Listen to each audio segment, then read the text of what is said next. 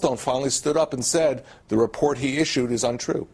So let me ask the audience, how is it that we are taking the word of Hamas? How is it that we are taking the words here of our enemies and we are using them to point to Israel? Why? Does anybody here have an answer on, Pastor, maybe you have an answer. Why are the American people buying into this?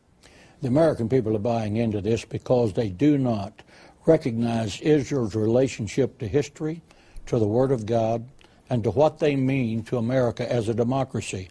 America should stand by Israel because Israel is the only democracy in the Middle East. Israel has been America's friend who votes with us more in the UN than any other nation. Israel also has a very unique relationship with a superpower that a secular society in America does not recognize, and that would be God Almighty. God has created Israel. God has said, I am the defender of Israel, for he that keepeth Israel neither slumbers nor sleeps. God has said through the prophet Joel that any nation, that would include America, who tries to divide the land of Israel or the city of Jerusalem will be brought to judgment. Therefore, it's very clear to say that the day America turns its back on Israel, God will turn its back on America. Do you think that it would matter that the American people haven't? Because I don't think the American people, we're watching this on the news. We're watching, and we all know. And we're thinking, did September 11th not happen? When we see the Fogel family brutally murdered, and then you have the same people out giving out candy in the streets and cake exactly the way they did on 9/11, do we not remember? These are the same people. So does it matter that it is the administration that is lying their way into this situation, or no, they are lying their way into it. This is a covert op. This is a situation where, from Morocco to Turkey, simultaneously you see these nations in revolt, all moving in the same direction. I believe that Iran, through the Islamic Brotherhood, is orchestrating all of this for the purpose of attacking Israel. Dory, I mean, we have Turkey, Egypt, several other countries all making alliances now with Iran. Do you believe Iran is orchestrating this? Oh, Iran definitely has its hands in a lot of the activity going on. You know, you've spoken many times about the fact that Iran is a Shiite country and many of the Arab states are Sunni countries. But what people haven't noticed is that since at least 2006, the Muslim Brotherhood, which is Sunni, has created very close ties with the Iranians. They supported the Iranians in the recent war we had in 2006. So as a result, the Iranians are able to reach out beyond the Sunni-Shiite divide and mobilize many Sunni movements on their side. And that has begun to happen. There is something wrong, and I want to come back. We have to take a break. I want to come back. There's something wrong with Turkey. Something is happening with Turkey. And we'll get into that here in just a second. Sure.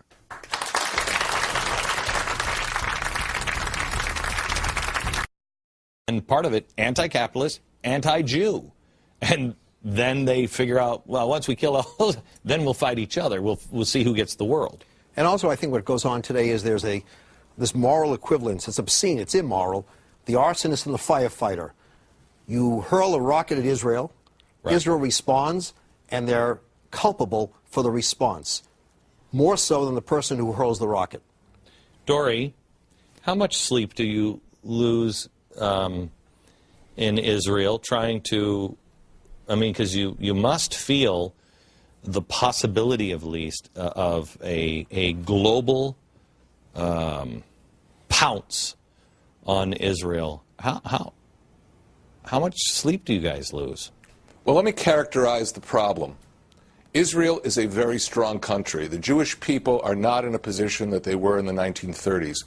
We're able to defend ourselves. And by the way, the United States is a very strong country. The point of weakness is a moral weakness. It's a moral weakness coming out of Europe, which puts pressure on us today, and to some extent puts pressure on the U.S. As you started your show, you pointed out that Israel was being set up. And the point I'm trying to make, and I tried to make a little earlier, is that if you strip Israel of the defenses that it has to protect itself from this regional tsunami of radical Islam, then you leave Israel exposed. That is why we must assure something which American presidents have guaranteed Israel in writing in the past, that whatever happens in the peace process, whatever happens in the region, at the end of the day, Israel is entitled to defensible borders, and it must protect those defensible borders so that it can protect itself. And we should not allow a European initiative to force Israel to give up those territorial barriers that have protected it for more than 40 years. That is what is happening now. When Shimon Peres was in Washington, it was again awkward, I thought. When Benjamin Netanyahu came in, it wasn't our good friend from Israel. It was an awkward time. I don't even think there was a joint press conference. Shimon Peres, he was out in the front yard of the White House giving a press conference himself. How would you describe our relationship with Israel? How would you describe the temperature in the room at the White House with Israel? Look, you can get into the tactical minutia, and I understand why one gets drawn to it. It's dramatic, but fundamentally, regardless of this choreography, the U.S. and Israel are very close allies. Probably one of the most intimate allies. I recall President Kennedy saying to Golda Meir in 1962 that we want a relationship with Israel like the relationship we have with Great Britain. That's a very special relationship. I recall the head of U.S. Air Force Intelligence in 1986 saying to the New York Times that Israel supplies intelligence to the United States the equivalent of 5 CIAs. The U.S. helps Israel, Israel helps the United States. And sometimes there are officials in Washington or elsewhere or in Europe who want to send some kind of statement by this kind of manipulation or that. But we are allies, and just let's keep the big picture in mind. Make the case that, because there are a lot of people, because there's something happening in America, that Americans are beginning to disconnect with both parties. And they are becoming much more like the founders, some. And the founders would have said, we're friends to everybody and enemies to nobody. We mind our own business. America doesn't have the money or resources anymore to be the policeman of the world. Explain to somebody what it means to stand by Israel. We have to go over and fight wars with you, or what does it mean? That is precisely the point. Israel never asked the United States to risk the lives of American troops to defend it. We don't want to be West Germany in the Cold War. We don't want to be South Korea with American troops deployed along the demilitarized zone. There are people today who are suggesting that Israel should get out of that great strategic buffer that protects it, the Jordan Valley, and put NATO forces there. Put the 82nd Airborne there. And we're complimented by the thought. But we don't want that to happen. We don't want American troops or any other troops defending Israel. We want to fulfill the doctrine of the founder of Israel, David Ben-Gurion, of self-reliance, that Israel defends itself by itself. And what we ask from the United States is diplomatic support so we can maintain that position. I have to tell you, I love you as an ally. With an answer like that, I love you as an ally. I wish our own citizens would say, we'll defend ourselves and we'll take care of ourselves and stand on our own 2 feet. Rabbi. Well, I remember Golda Meir, and I'm sure Dory does, and everyone else here does. She said, when someone offered, well, America will protect you, she said, there's only one problem. By the time you get here, we won't be here. And I think what Dory says must be stated. And then look at Lebanon. Look at the Lebanese-Israeli border. Do you remember how the UN arranged for a ceasefire, and there was going to be the de-arming, right, demilitarization, and now you have more missiles there than before the ceasefire. So God forbid you got to rely on someone else to protect you. Why, Pastor Hagee, and we'll get into some other things, but let me kind of go off of the same principle.